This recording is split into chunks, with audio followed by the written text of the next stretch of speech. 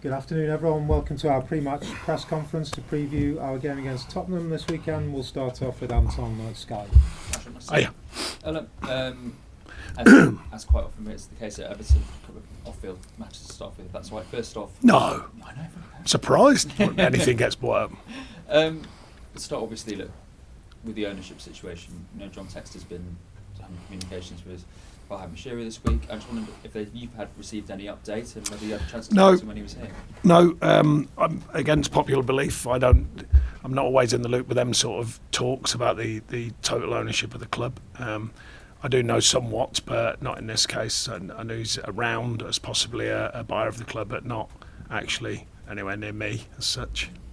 How are you going to feel when someone taps you on the shoulder and says, "Sure, we finally got this issue"? It only really affects what I do is about the possible future of budgets and money, really. You know, because when you think about it, our job is still to stay tuned to the fact we need to win football matches. You know, and I made sure that we saw through all the challenges last year by sticking to that and encouraging the players and the staff to stick to that. So outside of that, it doesn't change that much until it comes usually. Not always, but it might be a change of strategy, of course, but that usually, somewhere down the line, involves finance, usually. You mentioned budgets. We're obviously getting towards the end of the transfer market. Do you expect a busy sort of final week? No, I think it's unlikely. You know, we've worked very hard in the market. We've brought in players who we think can develop into the Premier League. You know, they're not all game ready, you know, straight away, but we think they're good players and can grow into the club and to the Premier League. You know, if you take, you know, Tim's done ever so well. I think Tim's minutes were about, I think league-wise, I think he had about 2 games worth of minutes last season. You know, Jasper about 8, Illy's like 17 or something. So, you know, there's a long way for them guys to get to full Premier League speed, but we believe they're very talented players. So Jake slightly different, he played a bit more. And then when you think of that and working very hard to get them deals done and losing players as well, then there's not much more wiggle room, I don't think. And if there is, then that's helpful. If there's not, then that's the way it is. I suppose the wiggle room increases if one of this sort of, you know, more senior, sort of more big name assets does move on. Do you see that sort of as being unlikely though? Not at the moment, unless I'm told any different according to the market, but not at the moment. It's I think the club seem pretty steadfast with the business we've done. Shifting sands of football, who knows, you know, what happens, but generally I think it's in a place where everyone said, right, okay, we are where we are, type thing. Finally on that, Kieran Trippier's a name that's come up today. Is that a player that... He's one of many names that's come up here. As if by magic his name comes up when we haven't got a right back available. It's funny, though, isn't it?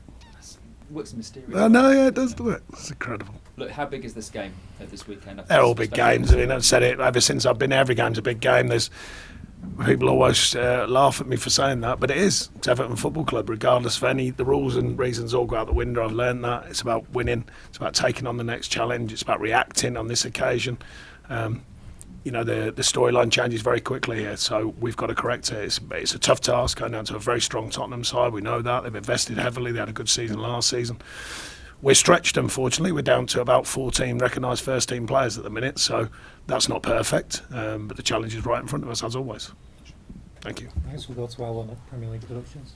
Talking about responding and the challenges you had to overcome last season, during that time you spoke a lot about seeing the positives and appreciating what was building behind the scenes, even if the results weren't going your way. Obviously, the start of the weekend, not the result you would have wanted, but what positives can you take from it and what do you want to build on?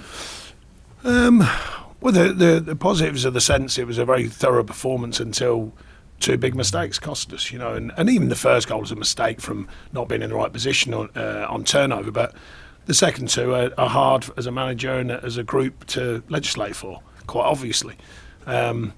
We've lost a few bodies in pre-season, which has been unfortunate. They're searching for true fitness, so we've got to get them fit, and we've lost more who might not be available for this weekend. So that's just one of them things. But what we have learned is you've got to stay steadfast to the cause and what's right in front of you, and I think we've done that. We've shown signs of doing that during the whole of pre-season, because we've had more challenges, mainly with injuries and obviously losing players and trying to shuffle the pack. You know, it's the ongoing challenge of what is currently the life at Everton. You know, it's never, I don't think there's been many easy rides since I've been here. And we start immediately and, you know, you're immediately back to square one where everyone says, right, you're not doing this, you're not doing that. And that's just life at Everton. That's the way it is. Without a an away win in the calendar year, but a new season, a fresh start. How key to the success of the club this season will be changing that record early on? Yeah, when I got here, it was changed the away record, then it was changed the home record, and now it's changed all the records. So, like I say, this is standard for what I've learnt about the club. We have to make sure that we're addressing both markets, that them being home and away. They're both important. We're very strong at home at the end of last season. We've got to make sure we provide that again. We didn't have a good start, obviously. Away games, you know, they're challenges everywhere you go, and you want to go to these places. Particularly, you'd class Tottenham currently in the top 6, that's for sure, or that most people would. And it's a big challenge, and you know we are thin in numbers, but we have to go down there and take on the game like we always do.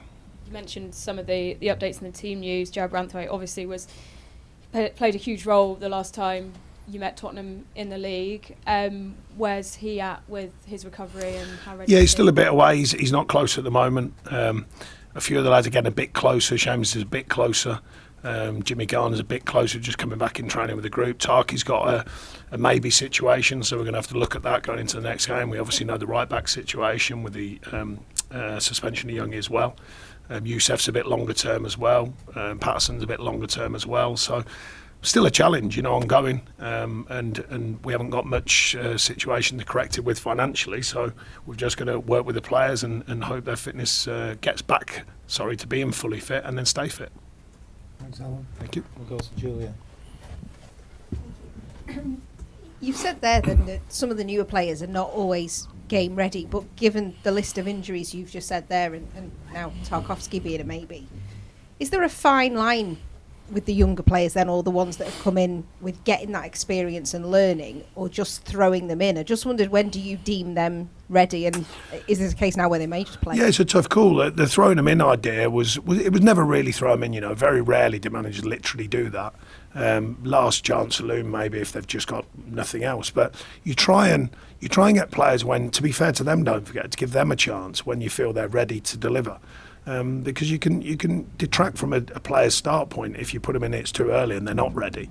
You know, the game's more unforgiving now. You know, it used to be 30 years ago you put young players and everyone accepted it. Now you put them in and they're well, why did you put him in if he's not ready? So that's the challenge, you know, and it's finding that balance. And I think some get excuse me, you've heard me speak about 2 careers now. You know, they often now have a career away from the main club, particularly Premier League clubs. They'll have a career away from that, come back to the Premier League club and then find their way. And if they haven't had that, it can be more difficult. Some players go straight in. You know, Dwight Manil, who's now here, when he was with me at the previous club, we put him straight in, straight out of the blue. Didn't have a loan, just went straight in, and he never really came out. That's few and far between now, I think. So it's a much more difficult kind of situation to make sure they get a chance to play and make sure they've got the strength around them. Don't forget that they can have that strength to build from and play, and therefore develop. You were at the under-21s game at Tranmere as well this week. Does that mean, you know, you just said there last chance alluding that, you know, you're very low on numbers. Are you looking to some of those younger players now to step up this weekend? Yeah, but it's not as simple as just saying step up. They all want to step up, but they've got to be ready. You know, they've got to be good enough for the challenge. The Premier League's a very unforgiving league, and like I said, the players we brought in, when you look at their minutes from last season, to throw them straight in the Premier League is very difficult. You know, and you know, some of them have hardly played during pre-season as well. Don't forget, Tim's the exception. He was with us early, so he did virtually all of everything with us. So therefore, he's adapted, he's learned, he's got stronger as the season's gone on, and he looks game ready by the way he's performing during pre-season and last week when I thought he played very well. Still got the nuts and bolts to learn because he's a very young player still, particularly in the Premier League in the sense of experience. But he's shown very strong signs. So fast tracking is a risk and reward situation. But you want to fast track players ideally when they're going into a very strong unit.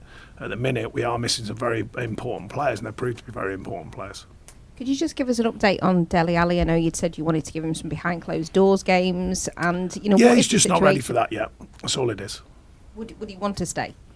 Well, we haven't gone down that road because he's not ready to play yet. You have to be ready to play to know what your future beholds. So he hasn't played in a long time. I just want to ask you as well, a lot was made about comments after the game about fans leaving early. Some took it as a criticism of Everton's fan base. Just wanted I've never you to... criticised the fans here, ever since I've been here. I was just making a valid point of the obvious reality. You know, you 2-0 down, you go 3-0 down, you've got 10 men in the Premier League. It's very difficult, that scenario, to get back from. So, you know, if you're a fan, you're going to go, well, should I get off early? I wasn't criticising anyone. That's just a human thing, I would imagine. I don't go to many games in that respect, but I would imagine if you're a fan and you sit there, go, well, don't think much is going to change in this scenario. Thank you. Thanks, Julia. We'll go to Rob at the BBC.